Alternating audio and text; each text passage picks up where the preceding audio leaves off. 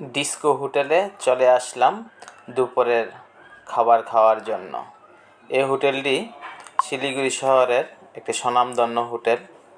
এটি হংকং মার্কেটের সামনে। তো আমরা নিলাম প্রথম ভাত, সবজি, আলুর দম, আর এই নিরামিষ খাবারের মধ্যে সাজনা দিয়ে একটা সবজি দিয়েছিল, সেটা খুব সুস্বাদু ছিল। তো আমরা এই যে সাজনা সবজিটা আমাদেরকে দিচ্ছে, খুব সুস্বাদু ছিল এই সবজিটা। প্রত্যেকেরই আমাদের খেয়ে ভালো লাগলো। তারপর নিলাম একটা চিতল মাছের পেটি, এটার দাম নিল 400 টাকা। তারপর নিয়েছিলাম সাথে আরও ডাল ছিল। চিতল মাছের পেটিটা মটরশুঁটি আর আলু দিয়ে রান্না করেছিল, খুব সুস্বাদু ছিল চিতল মাছের পেটিটা।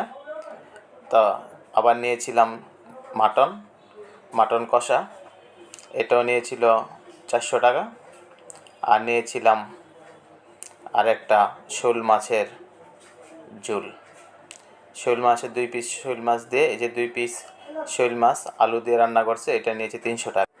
নিরামিষ খাবার শেষ করে প্রথম নিয়েছিলাম চিতল মাছ। চিতল মাছটা খুব সুস্বাদু ছিল। আমার কাছে সবগুলি খাবারের মধ্যে চিতল মাছটাই সবচেয়ে ভালো লেগেছে। মাটনটাও খুব ভালো ছিল, মাটন কষা।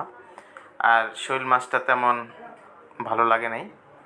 তো আবারও নিলাম 1 চামচ ঝোল মাটন কষার। তো শোল মাছটা ছিল আমার বন্ধু শঙ্করের পছন্দের মাছ। আর এইগুলি ছিল, এটা ছিল আলুর দম।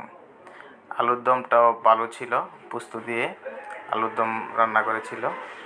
আর ডাল ছিল। আর এটা হলো মাটন, আবার 1 পিস নিলাম মাটন। তো 2 পিস মাটন নিয়েছিলাম আমি।